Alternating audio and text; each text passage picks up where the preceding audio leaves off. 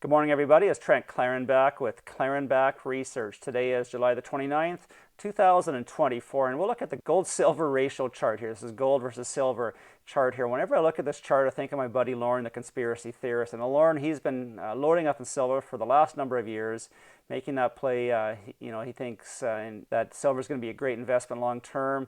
I think he's trying to corner the market like the Hunt brothers, and hopefully the end result's a little bit better this time around here.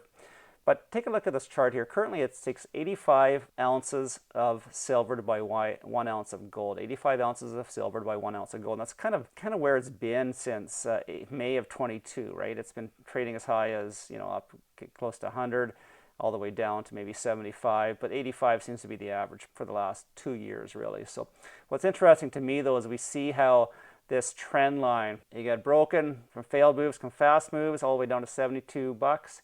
Or 72 ounces, and then now we're back above that, around that 85. It looks like we're above that trend line. I don't know if we can keep going straight from here, but I anticipate something like this could happen, and maybe we see a movement like that and pull back, test that trend line, meet the 200-week moving average, and continue on. But you want to keep an eye on this. So the importance of these charts is you want to be in the best performing assets. You don't want to be too dogmatic in your beliefs of gold or silver is going to be the best performing one. You want to be in the one that performs the best. You don't want to be hemmed in to one asset versus the other. You get hemmed in, and those cuffs, you feel like you have cuffs on, and the cuffs, too tight, you really restrict your movement, and it's not a good place to be. And if you're in the wrong performing asset, eventually you get this choking feeling in your throat. It's hard to breathe, and you just think, oh my goodness, I'm in the wrong one. It's like having a too tight of tie around your neck. Perhaps the Windsor's a little tight. It's maybe someone's pulled on the ascot a little bit, and you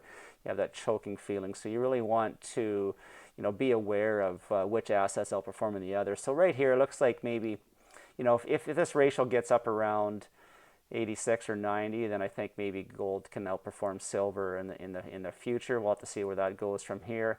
But it's interesting enough, so our levels right here is 90, and maybe all the way up to 90. Yeah, 90 is right here. And if we get above there, then I think that ratio could widen, and gold could outperform silver. Now let's look at Bitcoin versus silver. Now I've shown this chart a few different times here. This is my Bitcoin gold ratio chart here. And this green line represents my own Bitcoin, own gold line. Now I created this chart way back here in 2021 for maybe it was up here in October 2021 for my buddy Tim.